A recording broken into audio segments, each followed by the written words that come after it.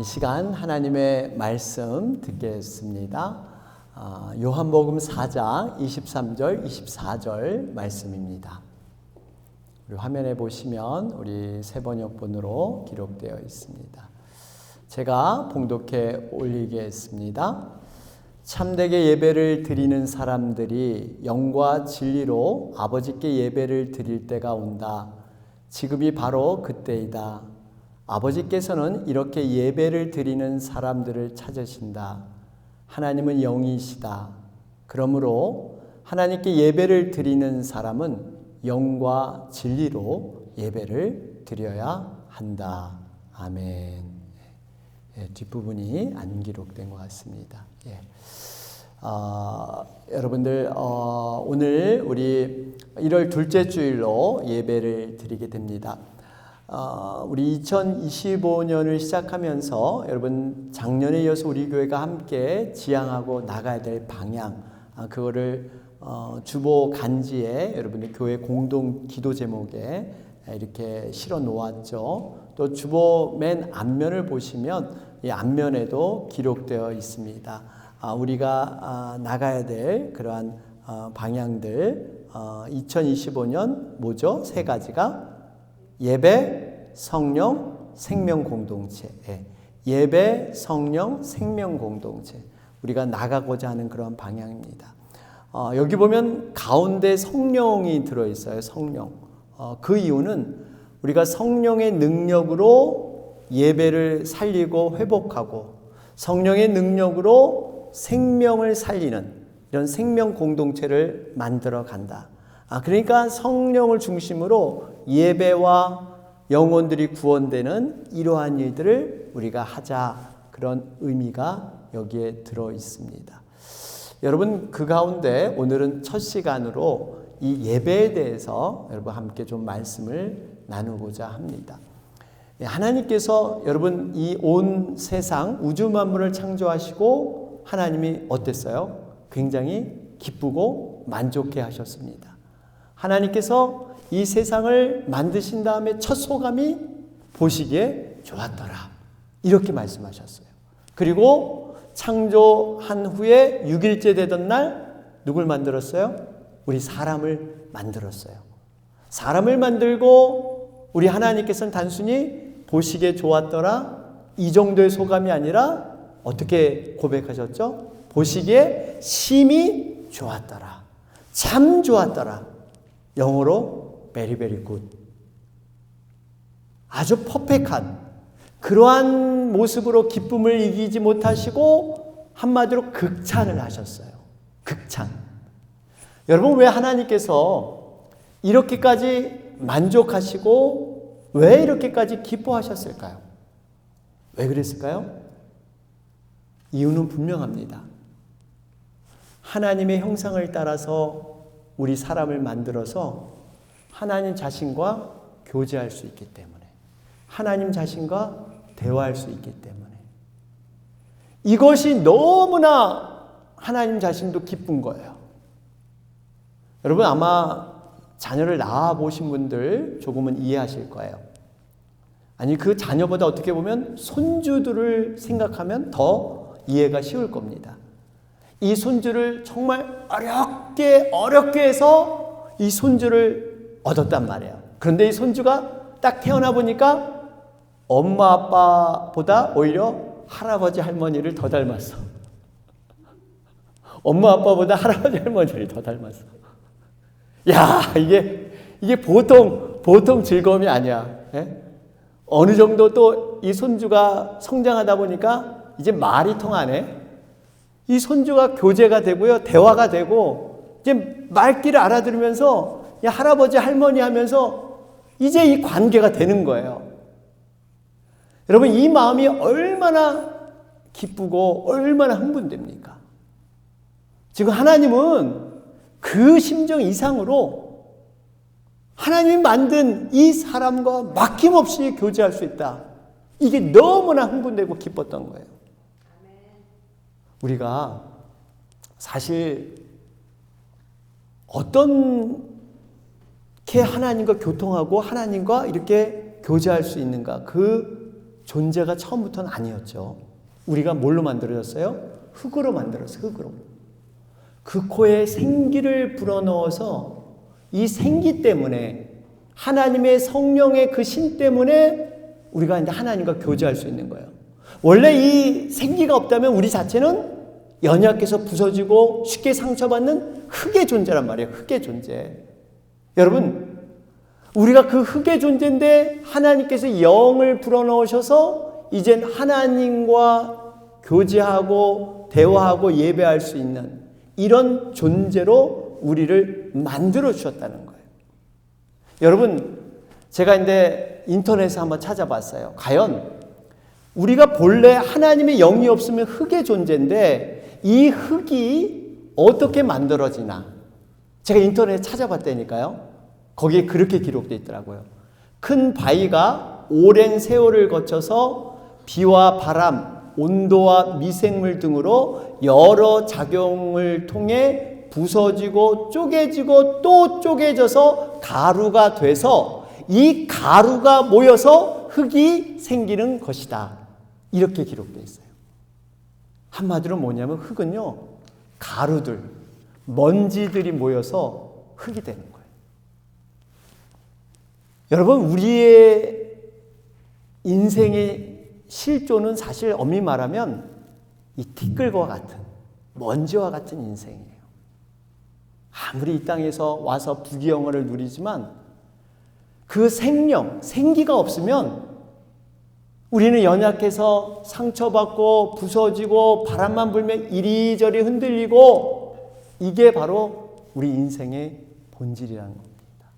그런데 하나님께서 하나님의 영을 부어주시고 영원한 생명을 소유할 수 있도록 하시고 하나님의 자녀 삼아서 이젠 교제할 수 있는 이런 능력까지도 우리에게 허락해 주셨단 말이에요. 하나님 마음과 우리들 마음이 연결해서 끊임없이 하나님과 교통할 수 있도록. 여러분, 이 교제하고 교통하는 것, 이게 바로 뭘까요? 우리가 드리는 예배인 줄로 믿습니다. 예배가 왜 중요하냐? 하나님과 직접 교제하고 교통하기 때문에. 이게 예배예요. 여러분, 우리가 세상 사람들이 볼 때 당신은 크리스찬입니까? 라는 걸 어떻게 표현합니까? 주일날 예배 간다. 주일날 교회 간다. 아, 이 사람은 크리스찬이다. 그게 가장 큰 증거예요. 여러분, 우리가 이제 크리스찬으로서 예배의 중요성을 어느 정도 알고 있습니다. 그래서 예배에 안 빠지기 위해서 참 열심히 노력을 하고 있는데요. 그런데 우리가 한 가지 더 정말 예배를 드리는 우리의 마음과 태도가 무엇인가를 우리 스스로 자꾸 돌아볼 필요가 있습니다. 왜냐하면 우리는 예배를 드리다 보면 습관적인 매너리즘에 빠져서 예배의 본질을 잊어버리기 쉬운 그러한 경향들이 있기 때문에 과연 예배가 뭔가를 자꾸 돌아봐야 돼요. 오늘 말씀에도 보면 아버지가 참으로 예배하는 자들을 영과 진리로 예배할 때가 올 것이다 그러면서 뭐라 그러시냐면 예배하는 자들을 찾으신다 그래요. 아니, 그렇게 많은 사람들이 예배하고 지금 하나님 앞에 영광 돌리고 있는데 왜 하나님은 뭐가 마음에 안 드셔서 예배하는 자를 찾으신다 그럴까요? 왜 하나님이 예배하는 자를 찾으실까요? 이유는 온전히 예배 드리는 사람이 없다는 거예요. 정말 아버지가 원하는 그러한 예배는 마음과 마음이 통하는 예배예요. 근데 사람들은 어떤 예배적인 환경, 모여서 화려하고 세련되고 뭔가 장비가 좋고 뭔가 이런 예배가 진정한 예배인 것처럼 분명히 영과 진리로 예배를 드린대요. 영은 하나님의 영, 성령을 통해서 이 진리는 말씀 안에서 드리는 거예요. 말씀 안에서. 이런 예배를 하나님 받으신다는 거예요. 결국 이것은 영과 진리로 예배한다는 것은 내 생각과 내 마음으로 예배하는 게 아니라 하나님 마음을 붙들고 그걸 붙들고 기도하는 거예요. 그래서 우리의 마음이 하나님의 마음이 거하는 처소가 됩니다. 이게 성령이에요, 성령. 여러분, 하나님은 우리들의 외적인 모습, 배경, 성공 여부 이런 거 보지 않으십니다. 그저 우리들의 순수한 마음. 네 마음이 과연 나에게 온전히 향했는가? 이것이 하나님의 오로지 관심사예요. 이것이 관심사예요. 근데 우리들은 어떻습니까? 정말 하나님의 마음, 하나님의 그 마음에 우리가 관심을 갖고 그 초점을 받아야 되는데 우리는 많은 부분 그냥 하나님의 손에 있는 거. 이게 바로 세상의 복이에요. 하나님 손에 있는 거. 문제가 해결되고 치유받고 채워지고 뭔가 이 땅에 살아가는데 중요하게 여기는 것들, 성공하고 이런 것들, 하나님의 손에 있는 것. 여러분, 우리가 하나님의 손에 있는 것을 전혀 무시하라는 건 아니에요. 세상을 살아가는데 필요한 부분이 있습니다. 일용할 양식처럼 필요한 부분이 있어요. 그런데 이것이 전부는 아니다. 우리는 하나님의 마음을 붙들려고 노력해야 돼요. 왜냐하면 이 하나님의 손에 있는 것은요, 우리가 한 치 앞도 내다보지 못하기 때문에 이것이 그때는 좋아 보이지만 이것이 올무가 돼서 나중에 시험거리가 되고요, 우리를 유혹하는 이러한 것으로 전락할 수도 있기 때문에. 왜? 우리의 눈은 그만큼 근시안적으로 연약하기 때문에, 먼 미래를 볼 수 있는 눈이 없기 때문에. 여러분, 하나님의 마음을 붙들고 들어가는 예배가 진정한 하나님의 임재와 동행의 예배인 줄로 믿습니다.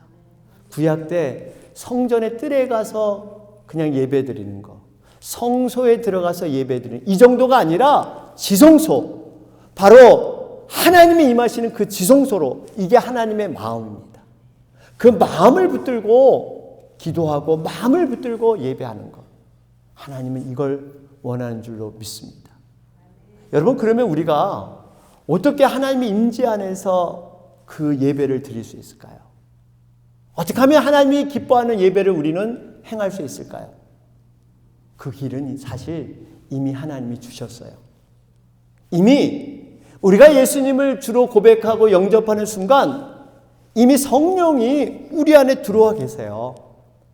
근데 그 성령님을 통해서 우리는 붙들고 예배에 나가야 되는데 이건 놓고 나가는 경향이 참 많아요. 요엘서 2장 28절에 말씀하잖아요.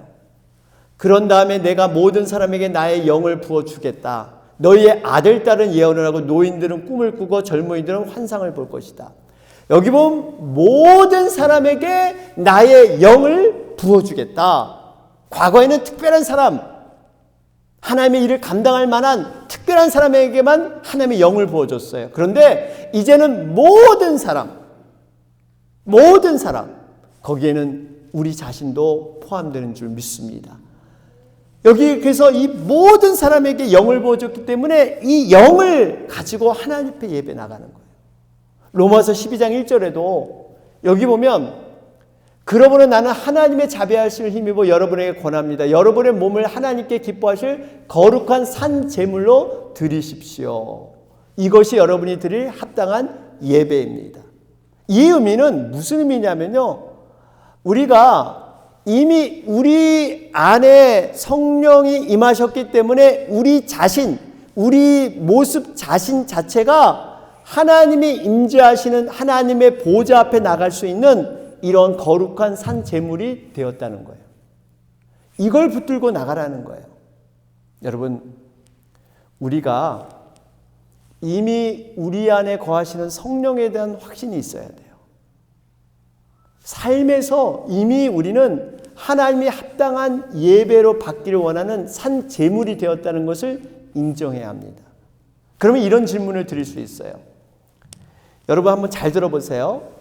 우리 안에 이미 계시는 성령님의 임재가 있기 때문에 이 임재로 예배를 드리는 것입니까? 아니면 예배를 통해서 하나님의 임재를 깨닫게 되는 것일까요?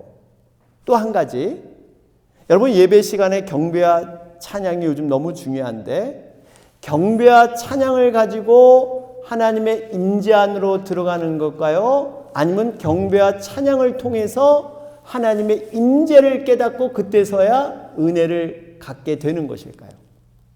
전자일까요? 후자일까요? 여러분, 성경적으로는 전자입니다. 전자예요. 무슨 의미냐? 이미 우리는 성령의 임재가 있고 우리 안에 이미 들어와 계시기 때문에 그 성령의 임재와 그걸 가지고 하나님 앞에 예배 나가는 거예요. 경배와 찬양을 가지고 우리의 삶 속에서 경배와 찬양을 가지고 하나님 앞에 임재 안으로 들어가는 거예요. 여러분 한번 생각해 보세요. 오늘도 우리가 주일날 다른 곳에 갈 수도 있고 약속도 있고 뭐가 있는데 내가 빠지지 않고 예배 드려야겠다. 그 마음이 어디서 온 거예요? 성령님의 인도함이에요. 내가 결정하는 게 아니에요. 이미 하나님의 택하신 자들은 성령님을 통해서 하나님의 임재, 성령의 임재를 경험할 수 있도록 모든 걸 이미 다 주셨다는 거예요. 우리가 잘 아는 시편 100편 4절 말씀 보세요. 여러분 여기 보면 감사의 노래를 드리며 그 성문으로 들어가거라. 찬양의 노래를 부르며 그 뜰 안으로 들어가리라. 감사의 노래를 드리며 그 이름을 찬양하여라. 여기 보니까 감사의 노래를 드리며 찬양의 노래를 부르며 그냥 예배 가니까 감사 노래, 찬양 노래 때문에 정말 예배의 은혜가 끼치는 게 아니라 이미 갖고 가는 거예요. 성경에 그래서 with란 말 쓰잖아요. with thanksgiving, with praise. with. 이것은 우리가 삶에서 이걸 가지고 나오라는 거예요. 감사와 찬양을 가지고 예배에 나오라는 겁니다. 여러분, 찬양과 감사는 임재 안으로 들어갈 때 받는 선물, 하나님의 은혜지 이것 때문에 가는 게 아니에요. 만일 여러분 찬양이 은혜 받는 도구나 수단이 된다면 여러분 찬양이 은혜 받는 도구나 수단이 된다면 찬양팀은 얼마나 부담이 되겠어요? 스트레스 받죠. 뭔가 찬양이 잘못되면 여러분들 은혜 못 받아요. 하나님의 임재가 없습니다. 아니에요. 찬양 그 자체가 구원받은 자만이 하나님의 은혜와 사랑을 깨닫게 되고 하나님 앞에 부를 수 있는 하나님의 언어가 찬양이라는 거예요. 찬양하는 그 자체가 은혜라는 거예요. 찬양이 좋아서 은혜 받는 게 아니라 찬양할 수 있는 그 자체가 여러분 구원받은 백성이라는 뜻입니다. 여러분 한번 생각해 보세요. 만약에 예배가 어떠해서 어떻기 때문에 나는 은혜 받았어. 하나님의 임재가 있었어.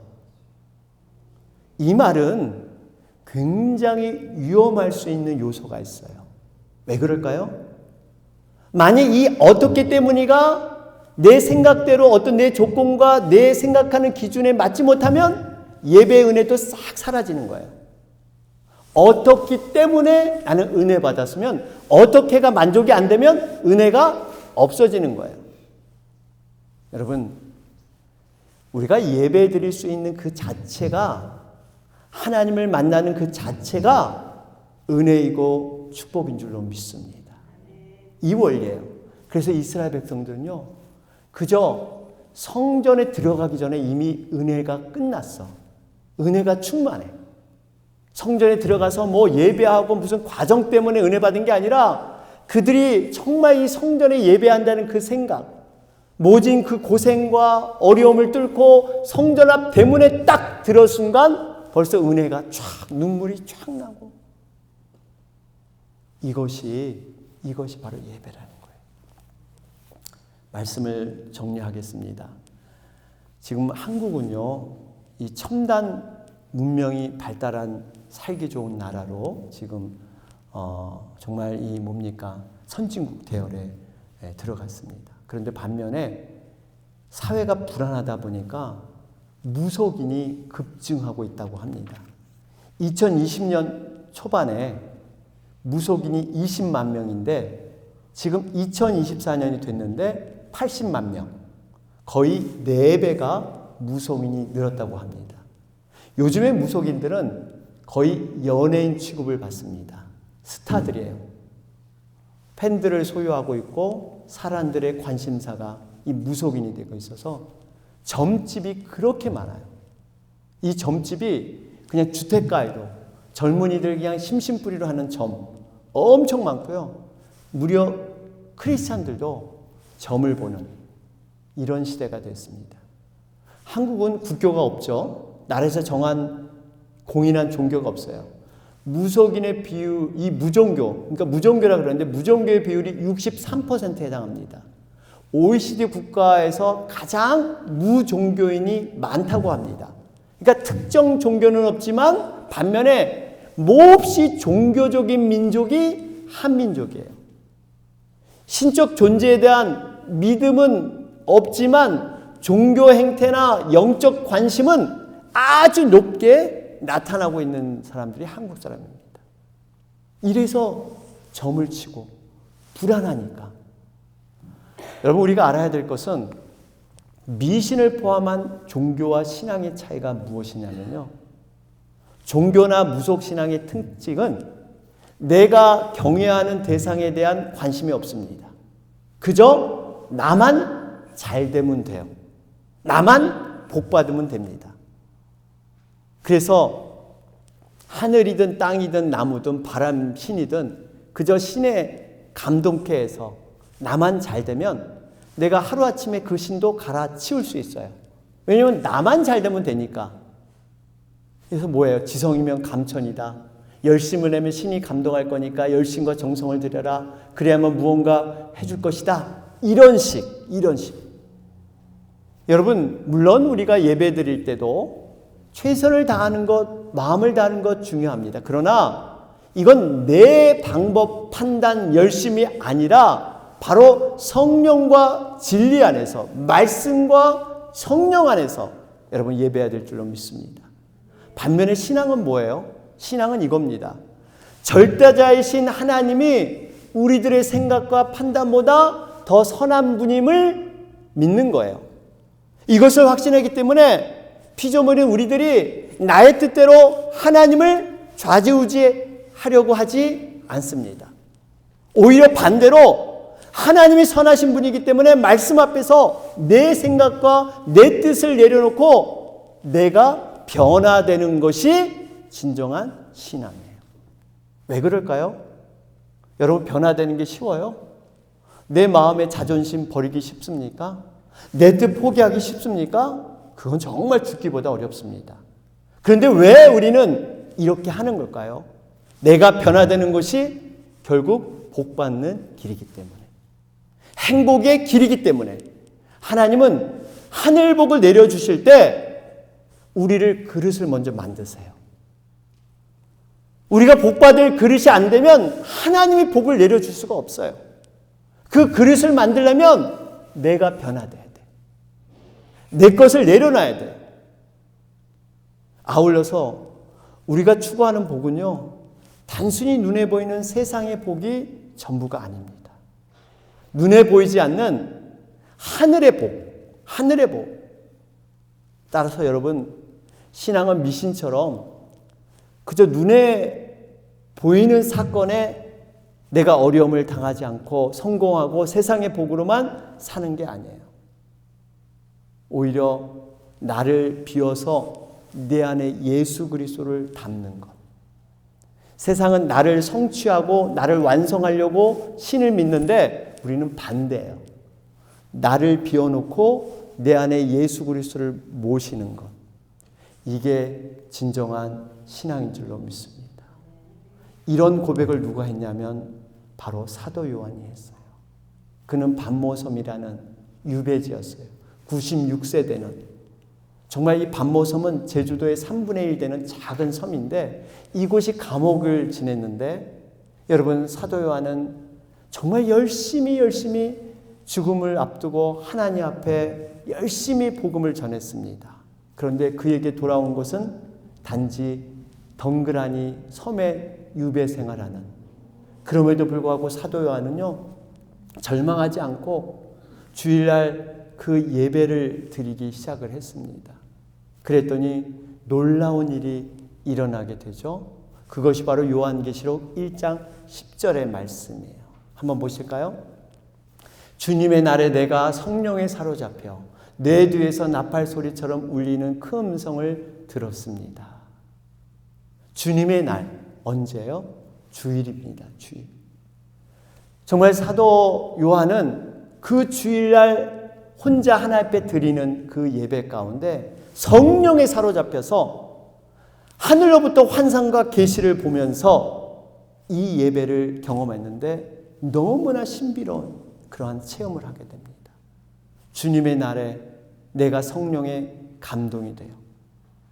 그러면서 그가 세상과 나는 간 곳 없고 오직 구속한 주만 보이는 그 하늘의 그 감동이 혼자 드리는 그 예배 가운데 고독하고 쓸쓸한 무인도에서 혼자 드리는 그 주일 예배 가운데 성령의 그 강권적인 역사를 그는 체험하면서 미래의 일들을 영화 보듯이 쫙 그 영화를 하나님이 열어주십니다.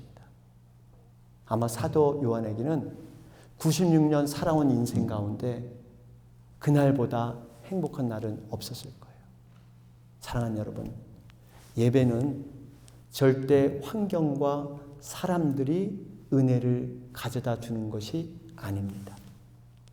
감옥 같은 유배지에서 혼자 예배를 드릴지언정 성령께서 역사하시고 임재하실 때 비로소 은혜를 우리는 누리게 될 줄로 믿습니다.